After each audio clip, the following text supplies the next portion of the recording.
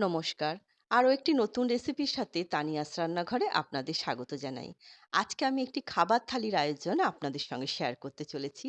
খাবার থালিটি হচ্ছে পান্তা ভাতের খাবার থালি। তার জন্য মসুরির ডাল আমি ৪ ঘন্টা আগে ভিজিয়ে রেখেছিলাম। একটা মিক্সিং জারে ডালটা নিয়ে নিলাম ডালের বড়া তৈরি করব বলে। এবার ডালটা বেটে নেব। ডালটা দেখুন পেস্ট তৈরি করে নেওয়া হয়ে গেছে। খুব মিহি করে কিন্তু পেস্টটা তৈরি করিনি। কিছু ডাল কিন্তু গোটা, গোটা রেখেছি। তাহলে কিন্তু ডালের বড়াটা খুব মুচমুচে হবে আর খেতে বেশ ভালো লাগবে। একটা বাটির মধ্যে ডালের পেস্টটা নিয়ে নিলাম। একদম জিরি করে পেঁয়াজ কেটে রেখেছিলাম সেটা দিলাম। কাঁচা লঙ্কা একদম জিরি করে কেটেছিলাম সেটা দিলাম। দিচ্ছি কালো জিরে, স্বাদ অনুসারে নুন আর সামান্য একটুখানি হলুদ। এবার সমস্ত কিছু খুব ভালো করে মেখে নেব। খুব ভালো করে সমস্ত কিছু দেখুন মেখে নেওয়া হয়ে গেছে। এবার বড়ার আকার দিয়ে নেব। ডালের বড়া কিন্তু একটু এবড়ো-খেবড়ো ভাবে ভাজলে কিন্তু খুব মুচমুচে করে ভাজাটা হয়।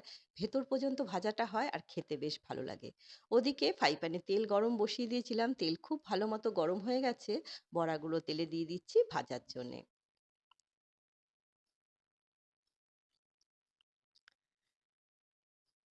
এবার গ্যাসের ফ্লেম মিডিয়ামে রেখেই এপিঠ ওপিঠ করে উল্টে বড়াগুলো ভেজে নেবো। তাহলে কিন্তু বড়াগুলো বেশ মুচমুচে হবে। এক পিঠ ভাজা হয়ে গেছে আরেক পিঠ আমি উল্টে দিচ্ছি।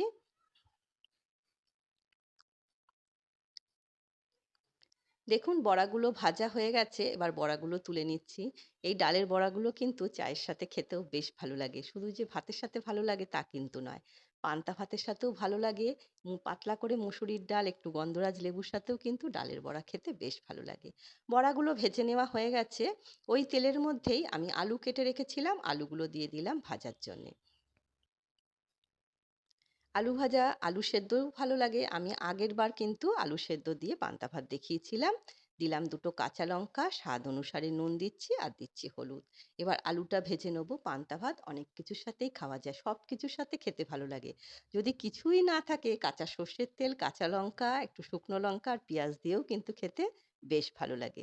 আলুটা ভেজে তুলে নিলাম। এবার একটা ডিমের অমলেট করে নিচ্ছি। এর মধ্যে একদম জিরি করে পেঁয়াজ কুচিয়ে নিয়েছি আর লঙ্কা কুচিয়ে নিয়েছিলাম সেটা দিয়েছি আর নুন দিয়ে ডিমটা ফাটিয়ে অমলেটটা তৈরি করে নিচ্ছি।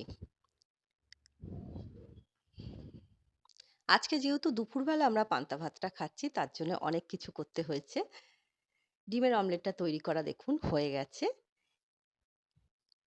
এবার আমি পরিবেশন করব।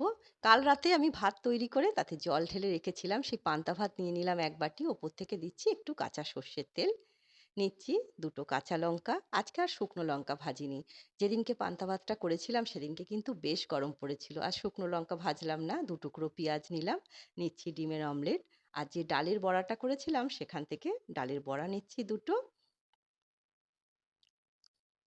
আর নিচ্ছি আলু ভাজা। বেশ ভালো লেগেছিল এইভাবে পান্তা ভাত খেতে। এই গরমে কিন্তু আপনারাও ট্রাই করে দেখতে পারেন। আশা করছি আপনাদেরও নিশ্চয়ই ভালো লাগবে। আর ১ গ্লাস জল তো আছেই। আজকের এই পান্তা ভাতের আয়োজন আপনাদের কেমন লাগলো ছোট্ট একটা কমেন্ট করে অবশ্যই জানাবেন।